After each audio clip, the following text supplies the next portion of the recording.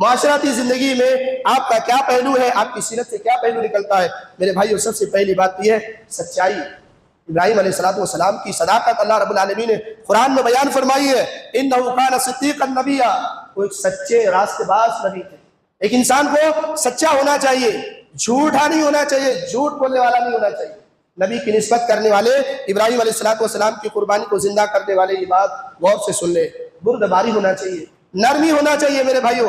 ابراہیم علیہ السلام کا اوصاف اللہ تعالیٰ نے بیان کرتے فرمایا اِنَّ إِبْرَاهِيمَ لَأَوَّاهٌ حَلِيمٌ، کہ ابراہیم علیہ السلام نرم مزاج تھے اور بردبار۔ جیسے باپ ہوتا ہے، ابراہیم علیہ السلام کو جب خوشخبری دی گئی تھی اسماعیل علیہ السلام کی، اسحاق علیہ السلام کی، تو اس وقت یہی لفظ کے ساتھ، الفاظ کے ساتھ بشارت دی گئی۔ ابراہیم علیہ السلام خود حلیم ہے، بردبار ہے، اور بیٹا بھی نوازا گیا تو بیٹا بھی حلیم اور بردبار ہے۔ میرے بھائیو، ابراہیم علیہ السلام کی زندگی سے معاشرتی پہلو یہ بھی ہے ایفاء عہد، وعدے کو پورا کرنا۔ جو وعدہ کرتے ہیں اس کو پورا کرنا چاہیے۔ حضرت ابراہیم علیہ السلام نے اپنی والد سے کہا تھا کہ میں آپ کے لیے استغفار کروں گا، تو ابراہیم علیہ السلام نے استغفار کیا، اللہ رب العالمین سے ان کے لیے معافی مانگی، یہاں تک کہ اللہ رب العالمین کی جانب سے منع کر دیا گیا کہ آپ ان کے لیے بخشش نہیں کر سکتے جو شرک پر جیتے ہیں، جو شرک پر مرتے ہیں۔ اسی طرح میرے بھائیوں، ایک دوسرے کو سلام کرنا، یہ معاشرتی یہ پہلو حضرت ابراہیم علیہ السلام، باپ نے نکال دیا گھر سے اور کہا کہ مجھے وَاہْجُرْنِی مَلِیًّا، مجھے ایک لمبے عرصے تک مجھے چھوڑ دو اور یہاں سے چلے جاؤ۔ میرے بھائیوں، ایسے وقت بھی حضرت ابراہیم علیہ السلام نے یہ ذمہ داری اور یہ اخلاق نبھائی۔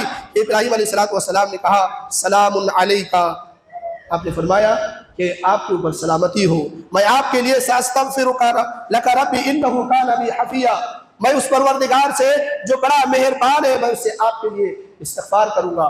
معاشرتی پہلو میں ایک پہلو یہ ہے کہ حضرت ابراہیم علیہ السلام بڑے مہمان نواز تھے۔ کہا جاتا ہے کہ ابراہیم علیہ السلام بغیر مہمان کے کھانا بھی نہیں کھاتے۔ حضرت ابراہیم علیہ السلام کے بارے میں وہ واقعہ بھی قرآن میں اللہ رب العالمین نے سورہ ذاریات میں نقل کیا ہے کہ جب فرشتے ان کے پاس آتے ہیں اور ابراہیم علیہ السلام سلام کلام کے بعد کھانا پیش کرتے ہیں، فوراً کھانا پیش کرتے ہیں، وہ کھانا نہیں کھاتے۔ اللہ رب العالمین نے اس سے ایک پہلو اہل علم نے بیان کیا ہے حضرت ابراہیم علیہ السلام کی میزبانی۔ یہ مہمان نواز حضرت ابراہیم علیہ السلام تھے۔ فراغ الی اہلی فجاء بعجل سمین، کہ جلدی سے فرشتے جب آئے تو سمجھے کہ یہ انسان ہے، ہمارے گھر پہ مہمان آئے ہوئے ہیں۔ میرے بھائیو، فوراً گئے اور فربا سا ایک بچڑا لے کر کے حاضر کر دیا۔